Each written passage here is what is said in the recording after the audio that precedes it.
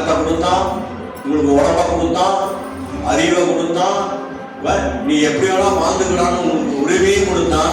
ஆனா அந்த மனசை மட்டும் அவன் வச்சுக்கல.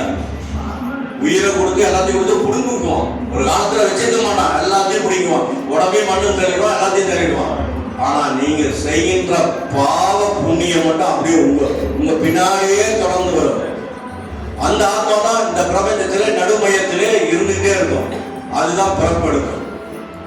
எந்த குடும்பத்தில் எந்த ஆசையை நிராசையாக இருந்து இறந்தானோ அவன் அதே குடும்பத்தில் பிறப்பான். நாம ஏன் திவசம் இருக்கோம், நாம ஏன் திதி கொடுக்குறோம், நாம அவங்க நிறைய பாவம் பண்ணிட்டோம், அவன் நம்ம வயதுல பார்த்தானா நம்ம பிள்ளைங்க கஷ்டப்படும். அப்போ பெரியவங்களுக்கு மரியாதை கொடுக்குறவங்க எந்த குடும்பமா இருந்தாலும் பின்னாடி அவங்க பிள்ளைகளால் அவங்க நிச்சயமா கஷ்டப்படுவாங்க. இதுதான் உலகத்தினுடைய அமைப்பு. எப்படி இரவு பகல் ஏற்றத்தாழ்வு இன்ப துன்பம் மேடு பள்ளம் இப்படி வருகிறதோ அதே மாதிரி நீ செய்த வினை பாவ புண்ணியம் உன்னை தொடராமல் இருக்காது. இதுதான் இறை செயல். இறைவன் நீங்க எங்க கொடுத்தாலும் எதுவுமே பண்ணாது. எந்த தெய்வத்திட்ட போனாலும் ஒரு மன திருப்தி இருக்கும். கோயில போனாலும் திருப்தி தான், திருப்பதி போனாலும் திருப்தி தான், திருவண்ணாமலை போனாலும் திருப்தி தான். நான் அடிக்கடி சொல்ற மாதிரி தெய்வங்கள் பொதுவானது. தெய்வம் நம்ம தூக்கி மடியில் உட்கார வைக்காது. சில பேர் சாமி வந்த மாதிரி ஆடுவாங்க. அவன் குடும்பமே பிச்சை எடுக்கும், அவன் குடும்பமே பிச்சை எடுக்கும். எனக்கு சாமி இறங்குது, சாமி பேசுறது அப்படின்னா உன்னை சார்ந்த ஒரு குடும்பத்தில் இருக்கவனே நல்லவனா விடா, அவனை மாற்று. நீ வெளியே ஏன் சாமி சொல்றன்னு வர? நிறைய பேர் சாமி சொல்றவன்ட்ட நான் கேட்ட கேள்விக்கெல்லாம் பதில் சொல்ல முடியல, திணறலாம். அதனால சாமிங்கிறது அது பொதுவான, அது மிகப்பெரிய பிரபஞ்ச சக்தி. அதுக்கு ஈடு இணையே கிடையாது. நாம வணங்கக்கூடிய தெய்வங்கள் சிவபுராணம், கந்தபுராணம், தேவி புராணம், விஷ்ணு புராணம், ராமாயணம், மகாபாரதம், பாகவதம் எல்லாமே மனிதரால் எழுதப்பட்டது. மனிதரால் எழுதப்பட்டது. அதிகமாக வணங்கக்கூடிய இயேசு பெருமானுடைய இருக்கிறவனும் புத்தம அடுத்தபடியாக இருக்கிற புத்த மதமும் எல்லாமே இந்துக்களுக்கு அப்பாற்பட்டு இருக்கு. அவங்க வணங்கி இருக்கல, இஸ்லாம் மதத்துல வணங்கி இருக்கல. தெய்வம் பொதுவா இருக்கும். அது நல்லது பார்க்கவே பார்க்காது, அமைதியா இருக்கும். அதுதான் பிரபஞ்சத்துக்கு கொடுத்துருச்ச. நீ என்ன செய்ய எப்படி செய்ய அது தரமா வாங்க கூடாது. அப்போ நான் எதுக்காக கோயிலுக்கு போகணும்? மன திருப்தி தான், ஒரு சாந்தியை தேடலாம். ஆனா குருமார்கள் அப்படி அல்ல. நீங்கள் முழுமையாக எந்த விதத்தில் நம்புகிறார்களோ அதே விதத்தில் உங்க குடும்பத்தில் ஒருவராக உங்களுக்கு செய்வாங்க. இதை மறந்துடாதீங்க. குருமார்கள் மாதிரி இந்த உலக குரு அருள் இல்லையே திரு அருள் இல்லை. நம்ம முன்னாள் தான் சொன்னாங்க. அங்கிருந்து பிறக்க முடியவராக துர்வாசகர் தான் இந்த மும்மூர்த்தியில் வந்துட்டு கை கட்டி நிக்கணும், இல்லைன்னா சாபம் விட்டுருவோம். சிவனுக்கு சாபம் விட்டலாம், துர்வாசகர் பிருகமுடிய சாபம் விட்டனால தான் அவருக்கு லிங்கம். பாத்துங்க, அவங்கெல்லாம் மிகப்பெரிய சக்தி. புராணத்தையும் இப்படி புரட்டி போட்டுருவாங்க. பிரபஞ்ச சக்தியில இருந்து அவங்க வாங்கி வச்சிருக்காங்க. இவங்க ஒவ்வொரு சக்தியை நாம பிரிச்சு வச்சிருக்கோம். ஆக்கல், அழித்தல், காத்தல், கல்வி, செல்வம், வீரம், ஏன் காமத்துக்கு கூட கடவுள், அறிவு புத்திக்கு கடவுள், அறிவுக்கு முருகன், புத்திக்கு விநாயகன், இப்படி பிரிச்சு வச்சிருக்கோம். ஏன் இப்படி வருது? அழகா புத்தி உள்ளவனுக்கு தலை வெட்டி கிடக்குது.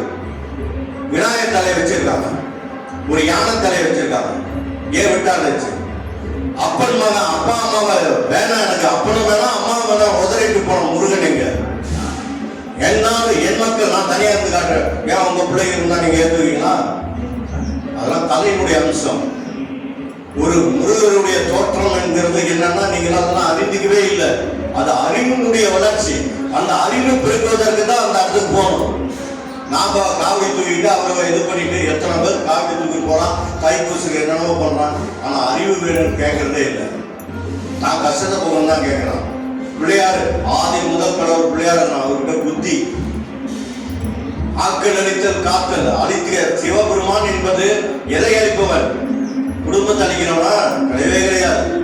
உன் மனதில் இருக்கக்கூடிய ஆணவம், அகங்காரம், கோபம், குரோதம் இதை அளிக்கக்கூடியவன் அவன்.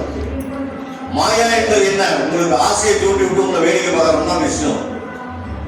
ஆசையை தூண்டி விட்டுருவான். ஏன்னா அப்பதான் நீங்க பாவத்துக்கும் புண்ணியத்துக்கு சம்பந்தப்பட முடியும். அந்த பாவ புண்ணியத்தை அகற்றக்கூடிய ஒரு சக்தியும் அவன்கிட்ட தான் இருக்கு. அதனால பாருங்க, மோட்சத்தை தரக்கூடிய பரமபீர வாசல யார எங்க வச்சிருக்கான்? சிவபெருமான் கோயில் வச்சிருக்கான். விஷ்ணு கோயில்ல இருக்கும். அவதான் மோட்சத்தை தருவான். பிரம்மா படைக்கிறவன், நீ என்ன செய்யறியோ அதுக்கு தகுந்தமா படைச்சிருவான்.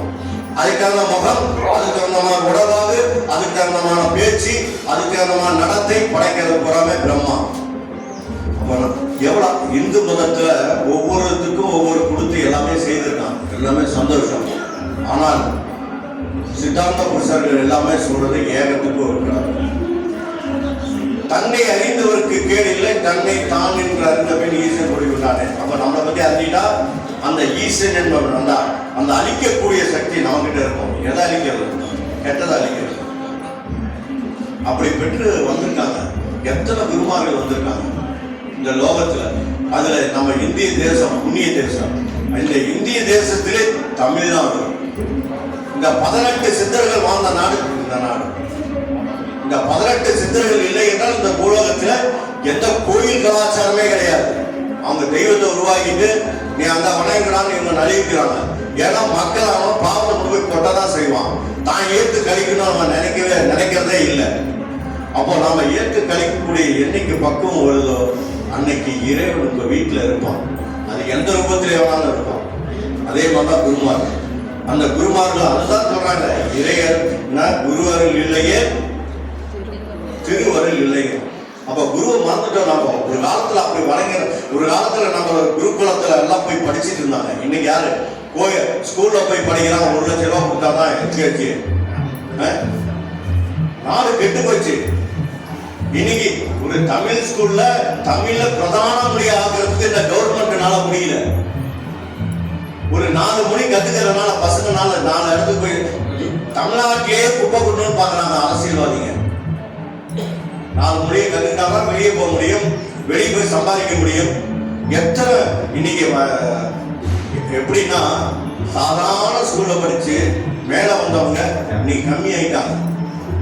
இன்னைக்கு என்னன்னா அந்த சிபிஎஸ்இ ஸ்கூல்ல படிக்கிற, எனக்கு ஹிந்தி தெரியும், இங்கிலீஷ் தெரியும், பிரெஞ்சு கூட தெரியும் அப்படி சொல்றவங்க. ஆமா, நீங்க எல்லாம் சாதாரண மக்கள் என்ன பண்ணுவீங்க?